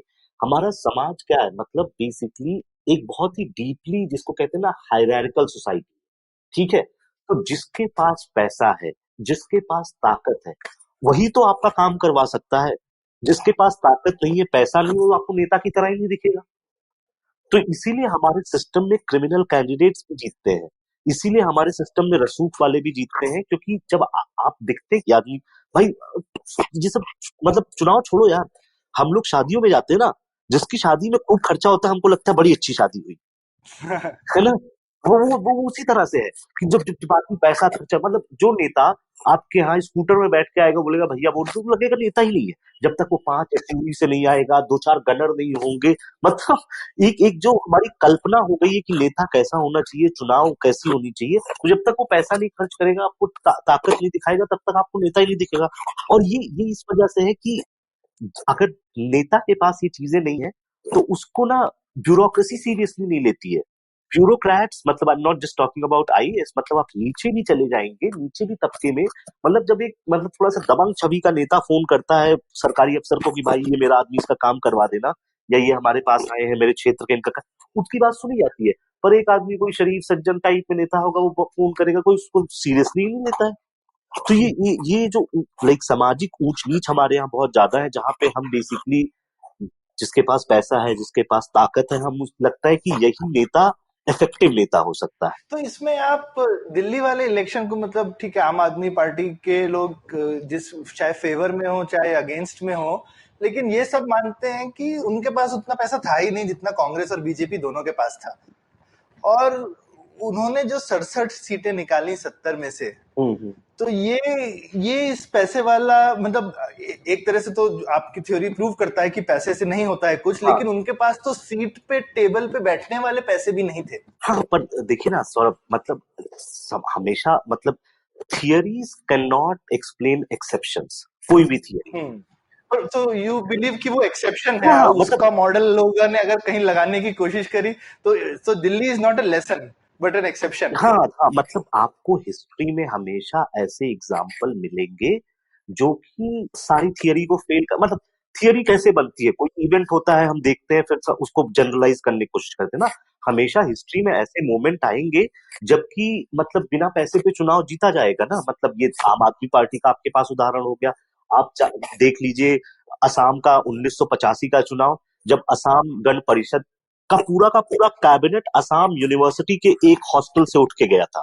सारे स्टूडेंट लीडर्स थे, सारे स्टूडेंट लीडर्स थे। मतलब वो जो एक ऐसा माहौल होता है, जब इस तरह का कोई माहौल क्रिएट होगा हिस्टोरिकल मोमेंट टाइप में, तो फिर तो कुछ काम नहीं करेगा गणित, पैसा, तो दबंगई।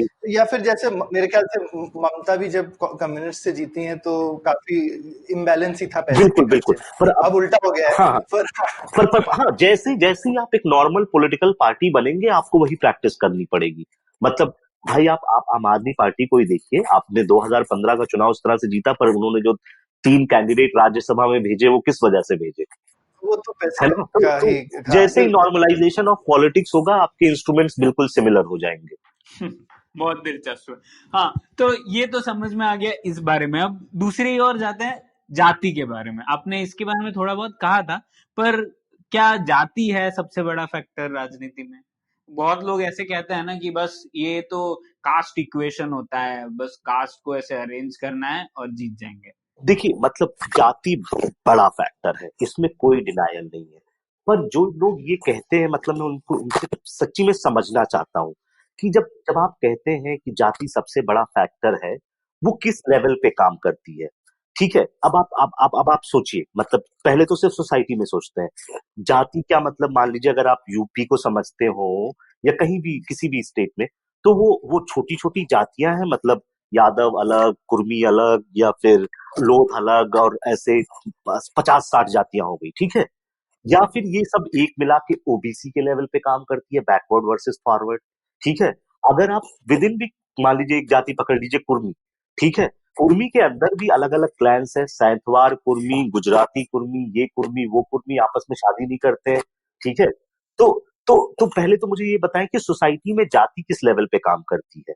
मतलब लाइक ये जो मतलब क्लैन हो हमने गया। डिस्कस किया है कि कुछ 3,500 हैं जातियां हाँ इंडिया हाँ में, सब मिला जुला के। हाँ हाँ तो वो तो ठीक बात है। अब 3,500 को तो कोई समझ भी नहीं सकता, हाँ हाँ, तो हमेशा उनका कोई एग्रीगेट लेवल बनाया जाएगा। ठीक है। तो वो एग्रीगेट लेवल किस लेवल पे बनता है, और अगर हर जगह ये अलग अलग बनता है, तो फिर कैसे आप कह सकते हैं कि यही एक डिसाइडिंग फैक्टर है। फिर दूसरा सोचिए, जाति किस तरह से पॉलिटिक्स में ऑपरेट करती है। अब क्या आप कैंडिडेट की कास्ट देखते हैं, पार्टी की कास्ट देखते हैं, ठीक है, पार्टी के चीफ मिनिस्टर की कास्ट देखते हैं, किसकी कास्ट देखते हैं? अगर आप मतलब लाइक तीनों, मान लीजिए आपके कैंडिडेट का कास्ट अलग हो गया, पार्टी का कैरेक्टर अलग है, और चीफ मिनिस्टर का कास्ट अलग है, तो भाई मतलब ये तो 3x3, मतलब पता कितने खाने बन गए, ठीक है। तो ये तो अपने आप में मतलब एक पर लोग ऐसा करते ही है ना। अब जैसे बीएसपी के लिए तो काफी पॉपुलर था, राइट? तो उन्होंने, मायावती ने बोला कि भाई बहुजन वोट तो मेरा है ही, तो मुझे शेड्यूल कास्ट वोट तो मिलेगा ही, और फिर वो कैंडिडेट ब्राह्मण खड़ा करती थी। मैं आपकी बात समझता हूँ। तो अब बेसिकली आप कह रहे हैं कि पार्टी और जाति का लिंकेज होता है। मतलब अगर आप नहीं, मैं कह रहा हूँ कि सबका है शायद कुछ कुछ, क्योंकि क्योंकि वरना पार्टी का जाति से भी है, और उसके बाद वो प्रत्याशी ब्राह्मण खड़ा करती थी ताकि दोनों वोट खींचे। अगर आपने इतने लेयर्स लगा दिए, तब तो बहुत ही कॉम्प्लिकेटेड हो गया। पर अगर मैं करेक्ट, और पर वो शायद कॉम्प्लिकेटेड है शायद। अगर अगर इतना कॉम्प्लिकेटेड है, तब फिर इस तरह से लोगों को आसानी से नहीं बोलना चाहिए कि जाति की गणित लगा दो, चुनाव जीत जाएंगे, है ना? हाँ, वो गणित तो बहुत, हाँ, ये आपकी बात ठीक है। मानता हूँ। तो अगर हाँ, अब अगर ये कॉम्प्लिकेटेड ये गणित नहीं, कैलकुलस है। हाँ ठीक। और अर्थमेटिक नहीं है ये। हाँ, पर कौन सा कैलकुलस, इंटीग्रल है या डिफरेंशियल है? पता नहीं, कुछ अलग लेवल का कॉम्प्लेक्स कैलकुलस। हाँ, पर इसको ही समझने की कोशिश करते हैं। ठीक है, मान लीजिए पार्टी और जाति के आपस में रिलेशनशिप होते हैं, पर वो क्यों होता है? वो इसलिए नहीं होता है कि मैं दलित पैदा हुआ था और मायावती दलित पैदा हुई थी, इसलिए हम मायावती को वोट देते हैं। मायावती को इसलिए वोट देते हैं कि मायावती दलितों के हितों की बात करती है, मायावती दलित के रिजर्वेशन के लिए बात करती है, मायावती बात करती है कि हिंदू राष्ट्र नहीं होना चाहिए, ठीक है। और ये क्या है? आइडियोलॉजिकल है। इसीलिए आइडेंटिटी और आइडियोलॉजी का आपस में लाइक रिलेशन है। मतलब आइडियोलॉजी अपने आप कहीं ऊपर से थोड़ी ना आई है। मतलब वो तो समाज के विभिन्न तबकों को राजनीतिक व्यवस्था में स्थान देने के लिए है ना। और इसीलिए ये पर आइडियोलॉजी। इसमें आप समाजवादी पार्टी को कहाँ जोड़ेंगे? समाजवाद तो कहीं है नहीं समाजवादी पार्टी में, वो तो यादवों की पार्टी है। वो तो हाँ, पर वो यादव एम्पावरमेंट की बात करती है ना, वो अपर कास्ट डोमिनेंस के खिलाफ लड़ती है ना। और यही का मतलब तो समाजवादी पार्टी और बहुजन समाज पार्टी अलग अलग ग्रुप के रिकॉग्निशन की बात करती है। मतलब वो भले समाजवादी कह लें अपने आप को या फिर वो कम्युनिस्ट कह लें, पर दुनिया में हर जगह पार्टीज जो हैं वो सोसाइटी के ग्रुप्स में रूटेड होती है, तभी उनकी लॉन्ग टर्म स्टेबिलिटी होती है। अगर आपने किसी ग्रुप में अपना घर नहीं बनाया तो भाई आप खुद ही सोचिए ना, मतलब बहुत ही नॉर्मल है, हर चुनाव तो आप नहीं जीतेंगे, कोई चुनाव आप हारेंगे। ये वही ग्रुप है जिसमें आपका रूट है, जो आपको आपके हारते समय भी आपके साथ रहेगा। और वो जो लिंकेज बनता है वो इसीलिए बनता है कि आप उनके लिए काम करते हैं, उनकी बातें उठाते हैं, उनके मुद्दे उठाते हैं। तो अब ये अलग बात है कि उसमें क्या होता है कि पूरा का पूरा एक ग्रुप पार्टी को कैप्चर कर लेता है, which is a very like a different idea. पर लार्जली समाजवादी पार्टी भी मतलब यादवों की पार्टी बन गई है, इसलिए एक जगह रिस्ट्रिक्ट हो गई है ना, इसलिए तो आगे नहीं बढ़ पाती है, क्योंकि वो अपने आइडियोलॉजिकल पैरामीटर्स को इतना छोटा कर देते हैं इन प्रैक्टिस की पावर के, लेकिन उनके बेसिस जो होता है वो मतलब एक्सपैंड करने के लिए होता है, आइडियोलॉजिकल बिलीफ सिस्टम होता है। वो आप कांशी राम के समय जब बीएसपी खड़ी हो रही थी तो पंजाब में सीटें जीती थी, यूपी में सीटें जीती थी, छत्तीसगढ़ में थोड़ा इंपॉर्टेंट मतलब, पर क्योंकि वो बिल्कुल सिर्फ अपने आप को समेट के रख लिया यूपी और दलित की पॉलिटिक्स में। मतलब ये टेंशन हमेशा रहेगी। जब आप एक्सपैंड करेंगे अपने आप को तो आपका आइडियोलॉजिकल प्रोजेक्ट वीक हो जाएगा, क्योंकि आपके पास ऐसे ग्रुप्स आ जाएंगे जिनका कोर आपके साथ नहीं करेगा, और अगर आप अपने आप को एक्सपैंड नहीं करेंगे तो आप एक जगह लिमिट हो जाएंगे। इसीलिए कांग्रेस शायद ऐसी पार्टी बनी जिसने अपने आप को इतना एक्सपैंड किया कि उसकी कोई आइडियोलॉजी नहीं बची। हाँ हाँ हाँ, और सेंट्रिस्ट एक्सपेंशन का खतरा यही होता है कि मतलब तो कांग्रेस ने अपने आप को मतलब वो शुरू ही होती है नेशनल मूवमेंट की पार्टी थी, तो उसके पास हर तबके का मतलब एक तरह से जनाधार था हर तबके में। पर क्या करती है कांग्रेस ना, रिकॉग्निशन के क्वेश्चन पे वो थोड़ा डामाडोल टाइप में रहती है शुरू से ही। मतलब वो हिस्टोरिकल कॉम्प्रोमाइज तो उसने दलित रिजर्वेशन तो कर दिया, ठीक है, पर वो ओबीसी के लिए कुछ कर ही नहीं रही है, तो उससे बैकवर्ड कास्ट धीरे धीरे छिटकता चला गया। तो आप देखिए ना, आप 1950s और 60s की पॉलिटिक्स देखिए। 1950s में पॉलिटिक्स कौन कर रहा था? प्रजा सोशलिस्ट पार्टी, किसान मजदूर पार्टी। तो उस समय क्या था, ये सोशलिस्ट क्लास एंगल पे लड़ रहे थे। फिर उनको 60 आते आते समझ में आता है कि ये तो गलत एंगल हमने पकड़ रखा था। हाँ, तो उसके बाद क्या और होता है, आप देखें तो वो सारे जितने सोशलिस्ट थे फाइनली वो ओबीसी पार्टीज बन गए। Exactly, so backward class party basically became backward caste parties. Correct, And they realized that 100% actually सारे ऐसे हैं। हाँ। they basically realized that Congress is not ready to give representation to this group. तो सबने अपना अपना सेगमेंट लिया और भाग गए। अच्छा, और जहां जहां ये सेगमेंट सक्सेसफुल हो गई, ये पार्टी सक्सेसफुल हो गई, कांग्रेस वहां खत्म हो गई।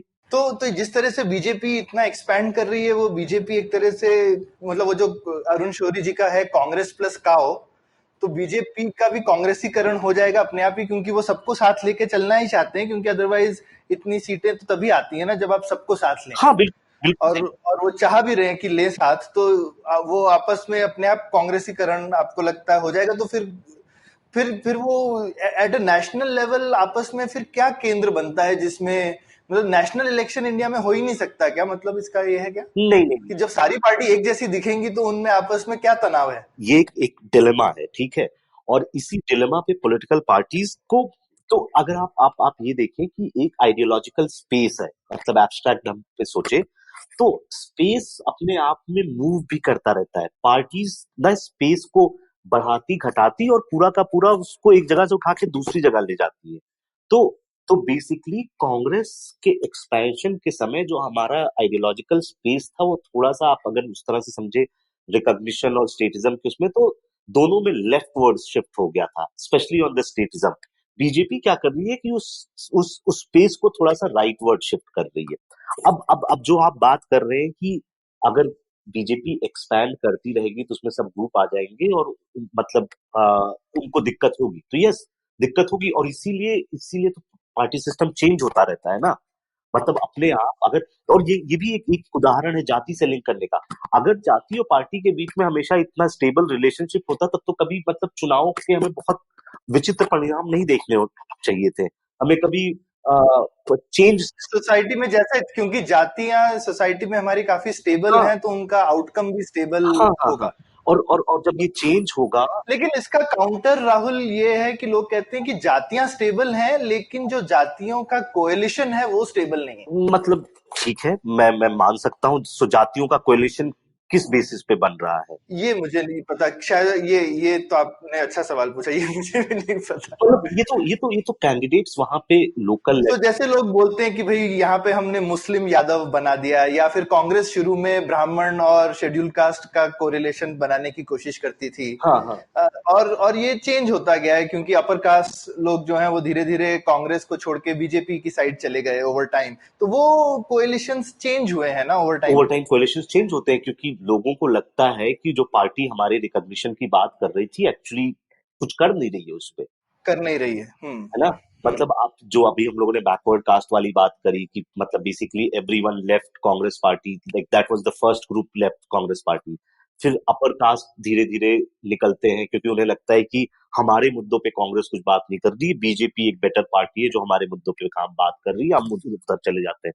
तो कोएलिशन इस वजह से चेंज होता है क्योंकि पार्टीज पार्टीज ऐसा थोड़ी ना है कि एक आइडियोलॉजिकल वाटर टाइट बॉक्स में हमेशा रहती है। मतलब अब हमारी राजनीति से 50 साल की हुई है तो हम उतना और होराइजन में नहीं देख सकते। आप अमेरिकन पॉलिटिक्स को लीजिए, अब अमेरिकन पॉलिटिक्स आपको 200 सालों का होराइजन दिखेगा।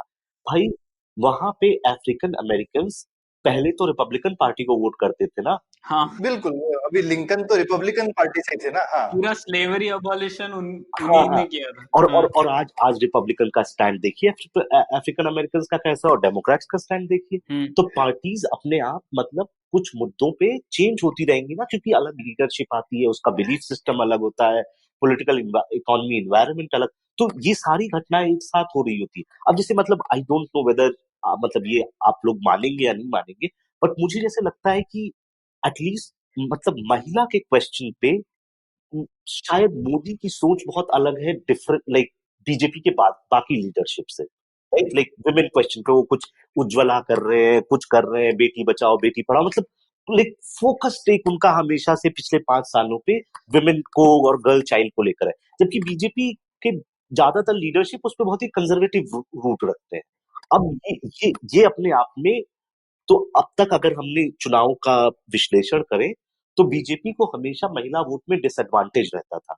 अब ये चेंज हो सकता है क्योंकि जो जो लीडर उसे लीड कर रहा है वो उस आइडियोलॉजिकल मतलब उस कंपोनेंट पे बहुत डिफरेंट ढंग की पॉलिटिक्स कर रहा है, तो अपने आप वहां पे कुछ चेंजेस दिखने शुरू हो जाएंगे। तो पार्टीज मूव करती हैं आइडियोलॉजिकल स्पेस में, चीजें छोड़ती हैं, नई चीजें करती हैं, और इसलिए इसलिए समीकरण बदलता रहता है ग्राउंड पे। समझ गए। अब दूसरे सवाल पर आते हैं जो अपोजिशन होता है। कहते हैं लोग कई बार कि काडर और जो संगठन होता है पार्टी का वो बहुत बड़ा रोल अदा करता है इलेक्शन में। जी, तो ऐसा भी आपको क्या लगता है जो काडर वाली पार्टी है वही जीतती है, ऐसा है क्या? मतलब अगर भारतीय चुनाव को देखे तो ये तो सच बात नहीं लगती है। उसके पीछे मतलब कारण ये है कि मेरे ख्याल से, और ये बहुत कॉम्प्लेक्स क्वेश्चन है, मतलब अगर सच पूछोगे तो मेरे पास ईमानदारी से बहुत अच्छा उत्तर नहीं है इसका, क्योंकि ये एक ऐसा चीज है जिसे रिसर्च किया जाना चाहिए। और क्योंकि अभी तक हम नहीं जानते हैं कि क्या इम्पोर्टेंट है। मतलब मैं अपनी स्टडी को अगर कहूंगा तो मैं तो कहूंगा कि पार्टी बहुत इंपॉर्टेंट है, ठीक है। क्यों पार्टी इसलिए भी इंपॉर्टेंट है क्योंकि हम तो आखिरी 15 दिन 20 दिन पहले चुनाव के कैंडिडेट ही नहीं जानते कौन हम्म हम्म है ना। हम्म और इतनी बड़ी बड़ी कॉन्स्टिट्यूएंसी में चुनाव सक्सेसफुली खत्म हो जाता है, एक जीतता है एक हारता है, इसका मतलब एक पार्टी का प्रेजेंस है जिसकी वजह से आप 15 दिन में वो कैंडिडेट कैंपेन कर लेता है या नहीं भी कर पाता होगा, हम्म है ना। तो इस वजह से मैं कहूंगा कि मतलब पार्टीज बहुत इंपॉर्टेंट है। कार्डर की स्ट्रेंथ होने से मतलब मोबिलाइजेशन आसान हो जाता है, रिसोर्सेज पहुंचाना आसान हो जाता है, आपकी आइडियोलॉजिकल मैसेजिंग आसान हो जाती है। तो आ, आ, तो मैसेजिंग आसान होती है, लेकिन मैसेज जरूरी है। हाँ हाँ, मैसेज बहुत जरूरी है। मैसेज बहुत जरूरी है। तो कार्डर पार्टीज के पास इलेक्टोरल एडवांटेज तो रहता ही है। ठीक है, तो मतलब कुछ रोल तो अदा करता है, और उसके लिए शायद और एक्सपेरिमेंट्स और डेटा चाहिए इसका एग्जैक्ट रिलेशनशिप हाँ पता हाँ हाँ करने के लिए। हाँ हाँ। ठीक है, तो अगला सवाल। अब लोग कहते हैं कि भारतीय पॉलिटिक्स तो बहुत पर्सनालिटी पॉलिटिक्स होती है, और नेताओं का व्यक्तित्व जो होता है उसी पर आधारित होता है वोटर डिसीजन। तो इस आपका विश्लेषण क्या कहता है इसके बारे में? मैं इस बात से सहमत हूँ, पर ये बहुत ही अगेन थोड़ा सा जैसे आइडेंटिटी वाले क्वेश्चन पे हम लोग बात कर रहे थे, जाति वाले पे, वो वैसे ही कॉम्प्लेक्स है। ठीक है, तो नेता या पर्सनालिटी हर जगह इंपॉर्टेंट है। भाई ट्रम्प के नाम पे चुनाव होता है, या फिर मतलब बुश के नाम पे चुनाव होता है, या क्लिंटन के नाम, या मतलब आप किसी भी देश में, मतलब इमरान खान के नाम पे चुनाव हो रहा था पाकिस्तान वाला, तो पर्सनालिटीज इंपॉर्टेंट है। पर पर्सनालिटी जो है वो है क्यों? मतलब खाली वो अच्छा बोलता है इसलिए है, मतलब किसी को कुछ दिखता है इस वजह से है, या आप जब भी आप मायावती शब्द सुनते हैं आपको तुरंत मतलब एक सब कॉन्शियस में ऐसा नहीं आता दलित पॉलिटिक्स।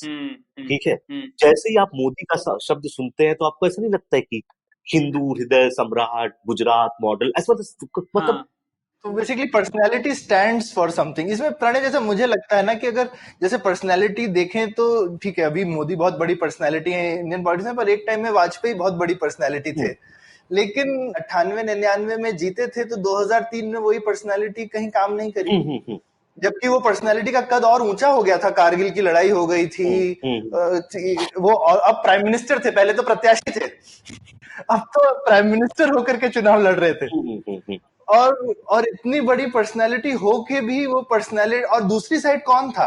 सोनिया गांधी। कोई पर्सनालिटी नहीं थी।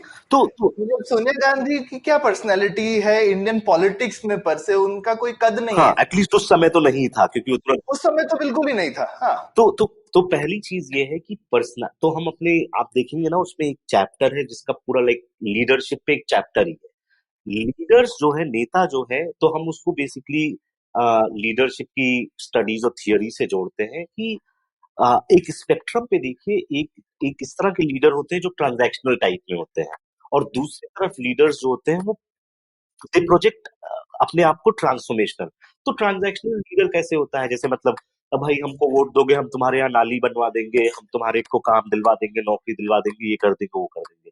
जो ट्रांसफॉर्मेशनल मतलब मायावती, लालू यादव, मोदी, करुणानिधि, ये सब क्या करते हैं? बड़े बड़े आइडियाज पे बातें करते हैं। ठीक है, तो वो अपनी उन उन स्पीचेस, उन बातों से मैसेजिंग करते हैं। तो लीडर्स, हम ये कहते हैं अपने उसमें कि लीडर्स एक तो पार्टीज को आइडिया से मूव भी करते हैं, और उनके आइडियोलॉजिकल मतलब विजन होता है, वो विजन देते हैं, तभी उनके पीछे पूरा का पूरा सारे ट्रांजैक्शनल लीडर उनसे जुड़ते हैं। क्योंकि अल्टीमेटली मतलब भाई हर नेता तो यही कहने जा रहा है ना कि मैं आपका काम करवा दूंगा, नाली बनवा दूंगा, सड़क बनवा दूंगा। करेक्ट। और जो आपने बोला, जो विजन है वो शायद उन्हीं दोनों चीजों पे आधारित होगा, रिकग्निशन और जो स्टेटिज्म पे क्या रोल होना चाहिए। हाँ। ठीक। तो अब एक और लास्ट अपोजिशन था, जो लोग कहते हैं कि देखिए क्षेत्रीय पार्टियां जो हैं उनकी तो कोई विचारधारा ही नहीं होती, और वो तो उनकी विचारधारा के ऊपर आपका क्या कहना है, और ये मॉडल क्या कहता है? नहीं, तो मतलब हमने बहुत डिटेल्ड ढंग से क्षेत्रीय पार्टियों की स्टडी नहीं करी है, और शायद हमारी कोशिश ये थी कि हम एक नेशनल फ्रेमवर्क बनाएंगे, एंड उस फ्रेमवर्क को लेकर लोग इसको टेस्ट कर सकते हैं कि यह हर जगह चलता है या नहीं चलता है। ठीक है, हमने अपने हिसाब से 2-3 केस स्टडी देने की कोशिश करी है कि देखो ऐसा नहीं है कि क्षेत्रीय पार्टियों पे नहीं काम करेगा। ठीक है, ये करेगा। अब आपको मैं मतलब तमिलनाडु, जहां पे ऐसा लगेगा कि डीएमके और एडीएमके के बीच में कोई डिफरेंस नहीं है।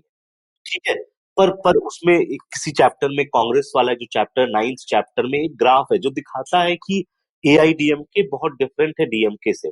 उनका सोशल बेस अलग है, उन्हें कौन से लोग वोट करते हैं वो बहुत डिफरेंट है डीएमके से। डीएमके थोड़ा सा अपने आप में रेडिकल पार्टी है कंपेयर टू एआईडीएमके। नहीं, तो अब इनको रिकग्निशन और स्टेटिज्म पर क्या फर्क है इन दोनों में? मतलब आप देख लीजिए, मतलब एआईडीएमके कभी भी रिजर्वेशन के फेवर में बात नहीं करती है, जबकि डीएमके फेवर में बात करती है। अच्छा। और इसीलिए शायद AIADMK फाइनली कंपैटिबल रही बीजेपी के साथ ना, डीएमके थोड़ी रह सकती है। हाँ, और डीएमके आप देख लीजिए, मतलब डीएमके में जो करुणानिधि जिस तरह की बातें कहते और लिखते थे, वो तो चाहेंगे ना कि मतलब वो तो रेडिकल उस तरह के व्यक्ति थे कि स्टेट को, सामाजिक कुरीतियों को दूर करने के लिए लॉज बनाने चाहिए। एआईडीएमके नहीं करेगी। मतलब हो सकता है कहीं पे डिफरेंसेस बहुत स्टार्क हो, कहीं पे ये डिफरेंसेस बहुत कम हो, पर ये डिफरेंसेस एग्जिस्ट करते हैं किसी ना किसी रूप में। और दूसरा ये भी मतलब मैं ये चाहूंगा, और एंड आई थिंक ये इंडियन पॉलिटिक्स में स्टडी बहुत इंपॉर्टेंट है, मतलब हमारे अपने फ्रेमवर्क को लेकर नहीं, मतलब हमारे फ्रेमवर्क को लोग कह सकते हैं कि ये बेकार फ्रेमवर्क है, बट हमारे यहाँ जो एक मतलब एक हमने आपको नेशनल पार्टी सिस्टम बताया, ठीक है। स्टेट भी अपने एक अलग अलग कॉम्पिटिटिव लॉजिक में काम करते हैं, ठीक है। अब ऐसा क्या कारण है कि राजस्थान और गुजरात और मध्य प्रदेश और छत्तीसगढ़ में तीसरी पार्टी नहीं आ सकती है, ठीक है। और ऐसा क्या कारण है कि मतलब यूपी और तमिलनाडु और बंगाल में कांग्रेस खत्म हो जाती है। मतलब जो ये पार्टी सिस्टम है वो इस वजह से इंपॉर्टेंट है क्योंकि वो पैरामीटर सेट करती है कंपटीशन का। और क्योंकि कई जगह ऐसा होगा कि पूरा का पूरा राज्य जो है, ठीक है, अपने सोशल और डेमोग्राफिक मेकअप की वजह से, अपने हिस्टोरिकल कॉन्टेक्स्ट की वजह से इन आइडियोलॉजी के डिबेट से बहुत अलग जगह खड़ा होगा। भाई रिजर्वेशन की डिबेट तमिलनाडु में सोशल जस्टिस मूवमेंट था, सोशल जस्टिस पार्टी थी, वो तो मतलब वो लड़ाई तो 1920 से चल रही है ना, जस्टिस पार्टी थी। यूपी और बिहार में लड़ाई तो 1960-70 से शुरू होती है, तो 50 साल का उस लड़ाई में गैप है। तो आप बोलते हैं कि शायद 50 साल बाद वहां वैसी ही पॉलिटिक्स हो जाएगी, ऐसा हो सकता है। मैं ये कह रहा हूँ कि बेसिकली पॉलिटिक्स अपने आप में टाइम, मतलब अगर आप हिस्टोरिकल टाइम में देखें तो तमिलनाडु और यूपी हिस्टोरिकल जंक्चर पे बहुत अलग जगह खड़े हैं, ठीक है। उनका नहीं, वो तो डेमोग्राफी, और इवन डेमोग्राफिक, मतलब तमिलनाडु में जो पॉपुलेशन का एजिंग है वो यूरोपियन कंट्रीज जैसा है, हाँ हाँ और यूपी का है वो अफ्रीकन कंट्रीज जैसा है, तो हाँ फर्क हाँ तो हाँ, वहां पे ही बहुत है।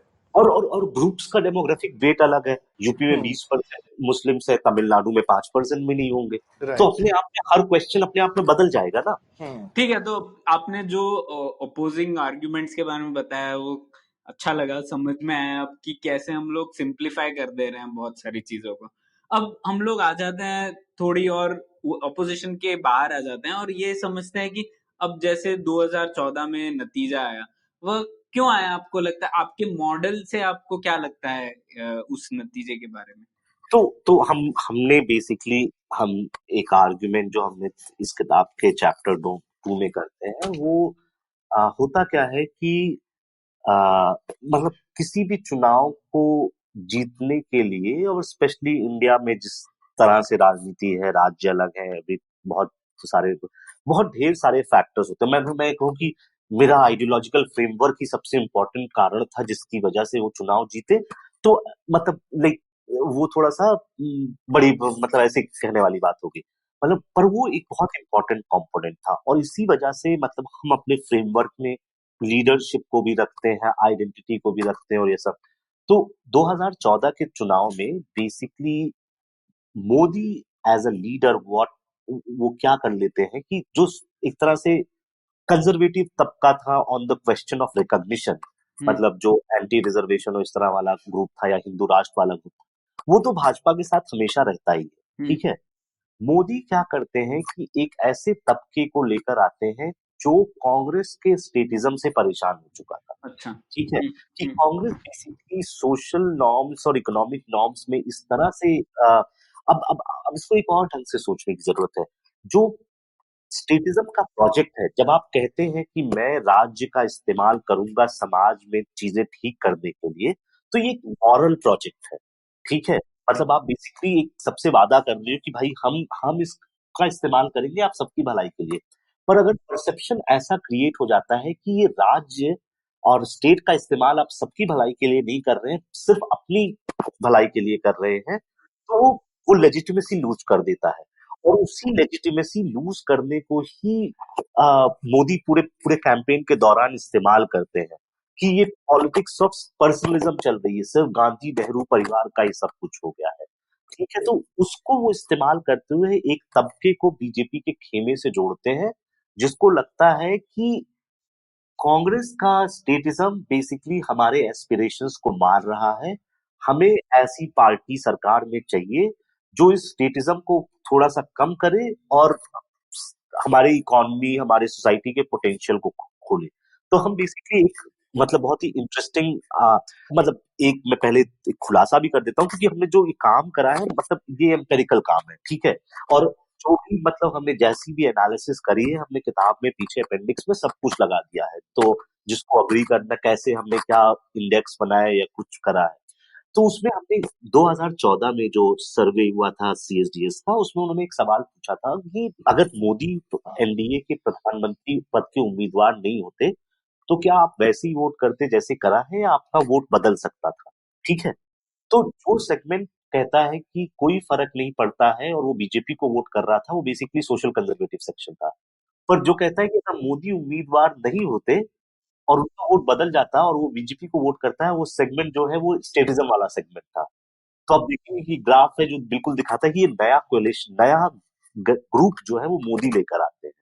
और क्योंकि वो मतलब उस समय वो ऐसी प्रॉमिस कर सकते थे, तो कांग्रेस का तो मतलब अगर सीक्वेंस में देखें, कांग्रेस का स्टेटस प्रोजेक्ट 2009 और 14 के बीच में फेल हो जाता है, उसकी लेजिटिमेसी लूज होती है। मोदी प्रेजेंट है उस अपॉर्चून मोमेंट में, एक ऐसा लीडर है जो इस लेजिटिमेसी लूज होते समय उसका फायदा उठा सकता है, ठीक है। मतलब अगर हो सकता है अरविंद केजरीवाल भी फायदा उठा सकते थे, पर वो उतने दिन तक रहे नहीं। पर मोदी, क्योंकि उसके पास एक ट्रैक रिकॉर्ड है, एक पार्टी है, एक ऑर्गेनाइजेशन है, वो उसका फायदा उठाने के लिए वहां पे है।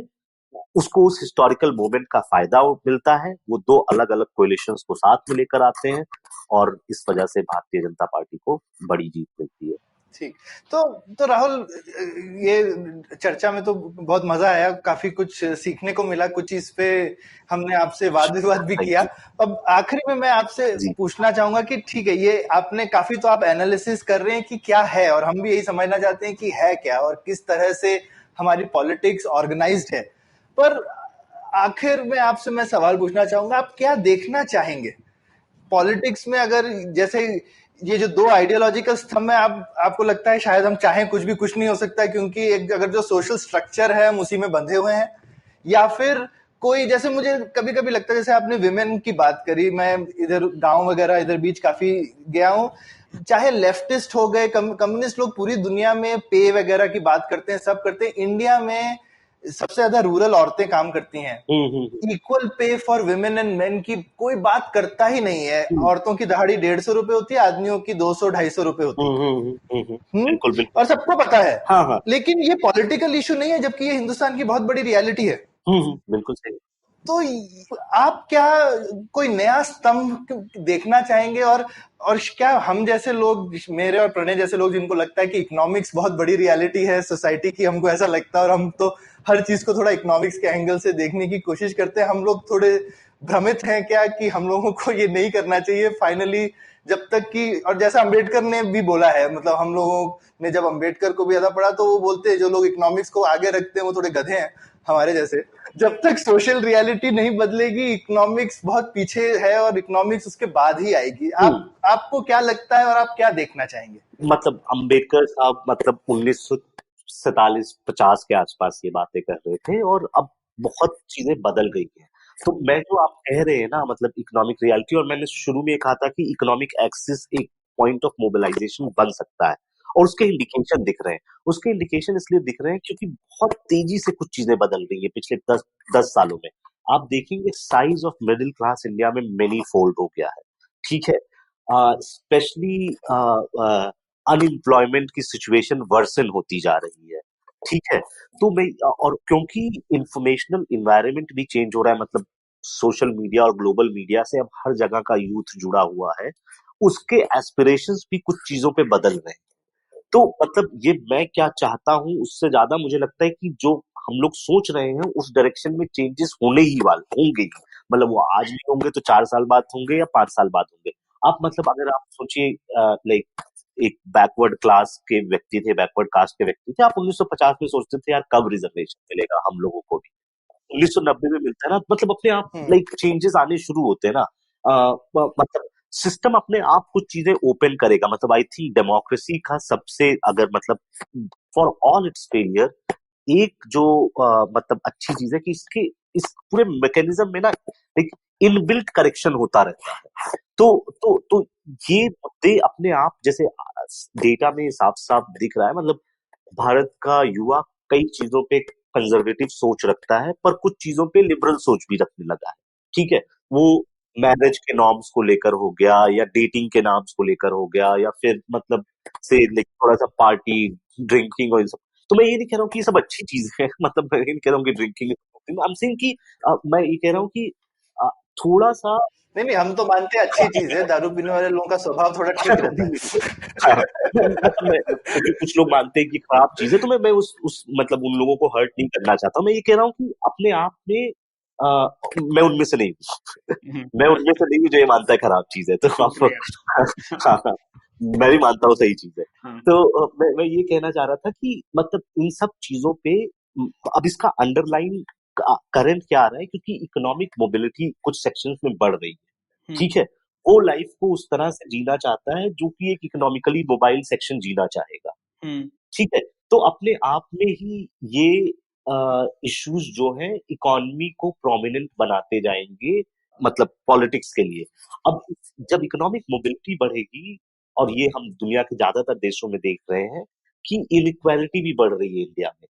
ठीक है, अगर इनइक्वालिटी बढ़ती जाएगी, मतलब आपके पास एक साइजेबल मिडिल क्लास होगा और एक साइजेबल पुअर क्लास होगा, फिर पॉलिटिक्स कैसे चली? तो अपने आप आपका जो दो साइड बन गए पॉलिटिक्स के बेसिकली। हाँ, हाँ, हाँ, हाँ। फिर तो मतलब एक को लाइक अभी भी आप देखिए ना, आप धीरे धीरे, मतलब मैं ये छोटा सा ही उदाहरण है, आप देखिए कांग्रेस की वेलफेयर पॉलिटिक्स बहुत डिफरेंट है बीजेपी के वेलफेयर पॉलिटिक्स से। नहीं राहुल, ठीक आप है, ऐसा बोलते हैं, लेकिन फाइनली बीजेपी ने भी किसानों को पैसे दे ही दिए ना, डर डरा के एंड में। मतलब यही यही बात है ना, बीजेपी इलेक्शन के जस्ट पहले करती है, कांग्रेस हम्म। एनआरजीए 2005 में लेकर आ गई थी, 4 में जीती थी, 5 में लेकर आ गई। हाँ, तो मतलब अब मैं तो इसीलिए कह रहा हूँ ना कि लाइक अगर पॉलिटिक्स को थोड़ा सा मतलब 8-10 साल का समय देंगे, तो मतलब ये चेंजेस थोड़े तो से फर्क प्रोमिनेंट निकल के होने आएगा। शुरू हो जाएंगे। भाई आप ये देखिए ना, मतलब आप वाजपेयी गवर्नमेंट देखिए, वाजपेयी गवर्नमेंट कैसी चीजों की बातें कर रही थी, बिग इंफ्रास्ट्रक्चर। ठीक है, हम्म। मतलब हमने गोल्डन क्वाड्रिलेटरल बनाएंगे, north east west south corridor बनाएंगे, इंटरलिंकिंग ऑफ रिवर करेंगे। कांग्रेस ऐसे बिग इंफ्रास्ट्रक्चरल प्रोजेक्ट की बात नहीं करती है ना। तो अभी भी नहीं हाँ, करती है। तो थोड़े डिफरेंसेस हैं, मतलब बेसिकली अब ये डिफरेंसेस और स्टार्क होते जाएंगे जब बाकी चीजें, और मतलब ये बेसिकली ऐसा नहीं कि ना स्टेटिज्म और रिकॉग्निशन की लड़ाई खत्म हो जाएगी, हो सकता है कि वो थोड़ा सा डोरमेंट हो और ये ज्यादा उभर के आए। तो कहीं पे शायद अर्बन और फार्मर का एक्सेस निकल के आ सकता है फ्यूचर में। बिल्कुल, बिल्कुल, बिल्कुल, बिल्कुल। आई थिंक मतलब रूरल अर्बन डिस्टिंक्शन से ज्यादा आई थिंक मतलब मिडिल क्लास वर्सेस पुअर के डिस्टिंक्शन की ज्यादा संभावना है। क्योंकि अर्बन पुअर तो मेरे हिसाब से इनफैक्ट ज्यादा बड़ी संख्या हो जाएगी कुछ दिनों में हम्म, हम्म, रूरल पुअर से। मतलब मुझे लगता है कि अब अर्बन रूरल डिस्टिंक्शन उस तरह से नहीं आएगा, क्योंकि काफी चीजों में अर्बन रूरल के बीच में ना गैप खत्म हो जाएगा, मतलब इंफॉर्मेशन हम्म। के कॉन्टेक्स्ट में, उस तरह के कॉन्टेक्स्ट में। पर मेरे ख्याल से क्लास एक एक्सिस बनता हुआ आ रहा है, मतलब वो उस तरह से शायद ना बने जैसे कि कम्युनिस्ट सोचते हैं, मतलब देयर वुड बी, मतलब एक कास्ट क्लास मिक्सअप दिखेगा आपको। अच्छा, क्योंकि इंडिया में थोड़ा ओवरलैप है भी कास्ट क्लास का, हम्म, तो वो तो वो ओवरलैप। प्रोमिनेंट हो जाएगा, हम्म। वो प्रोमिनेंट हो जाएगा। एंड आई थिंक मतलब शायद अभी जो आप बात कर रहे थे ना महिला के क्वेश्चन पे भी, अब मुझे ये नहीं पता है कि इसमें से कौन सी पार्टी उनके फेवर में, क्योंकि वो एक ऐसा मतलब कोई उसके ऑपोजिट तो नहीं जा सकता है ना, बिल्कुल। है ना। हम्म। तो पर उसका उसका डायरेक्शन कुछ होगा, क्योंकि आई थिंक अब पिछले 5-6 सालों में ऐसा दिख रहा है कि उस पे कुछ एक्टिविटी हो रही है, मतलब विमेन में भी एक इकोनॉमिकली मोबाइल सेक्शन आ रहा है, वो थोड़ी असर्टिव हो रही हैं, उनका इलेक्टोरल पार्टिसिपेशन बढ़ रहा है। मतलब आप देखिए 3-4 इलेक्शन पहले मेल और फीमेल टर्नआउट में फीमेल टर्नआउट 7-8% नीचे होता था, इस इलेक्शन में वो गैप जीरो हो गया था, और कुछ जगह तो अब महिलाएं ज्यादा वोट कर रही है। अब वो वोट इस वजह ज्यादा कर रही है कि वो ज्यादा पॉलिटिकली अवेयर हो गई है, या फिर male turnout because of migration की वजह से कम हो रहा है, ये भी मतलब कई चीजें हमारे हमारे हमारे यहाँ दिक्कत क्या है कि हम बहुत कम सही से जानते हैं। हमारे पास थियरीज अच्छी हर चीज की है, थ्योरीज ज्यादा है, डेटा कम है। तो मैं इसलिए थोड़ा सा मतलब हिचक रहा हूँ कुछ कहने से कि क्यों ऐसा हो रहा है, क्योंकि हम सही में नहीं जानते हैं, पर कुछ तो दिख रहा है वहां होता हुआ। अच्छा, तो ये तो बहुत सही है। और सौरभ, मुझे लग रहा है कि इस रात की सुबह दिख रही है, मतलब थोड़ा इकोनॉमिक्स और पॉलिटिक्स में इतना डिस्टिंक्शन जो बोला राहुल ने शायद नहीं रहेगा फ्यूचर में। हाँ, तो ये इस पॉजिटिव नोट पे ये पुलियाबाजी को जरा अंत पे ला जाता है। राहुल, बहुत मजा आया आज आपसे बात करके। मुझे भी बहुत मजा आया। हाँ, और राहुल की किताब आइडियोलॉजी और आइडेंटिटी हम अपने एपिसोड में लिंक करेंगे, जरूर पढ़िएगा। बहुत बहुत शुक्रिया Rahul. Thank you so much. तो उम्मीद है आपको मजा आया। पुलियाबाजी में शामिल होने के लिए हमसे मिले puliyabazi@gmail.com या फिर @puliyabazi ट्विटर पर। फिर मिलेंगे अगली Puliyabaazi. Do you wish you were smarter? Well, so do we. But the next best thing? We could make you sound smarter. And to help you with this endeavor, we are Simplified, a podcast that attempts to break down the complex world around you with a little knowledge, a lot of poor jokes, and a ton of random trivia. Episodes out every Monday. On the IVM podcast app or wherever you get your podcasts. See ya! How aware do you think you are of your laws and rights? Do you look up to laws when you are caught up in situations? Do you know what your rights are when you're stuck somewhere bad? Well, here's a show that can help you move an inch closer to being aware of what your rights are. Tune into Know Your Qanoon with me, Amber Rana. This is a podcast meant to answer all your law-related queries. Catch Know Your Qanoon every week on the IVM website or the app or anywhere you get your podcast from.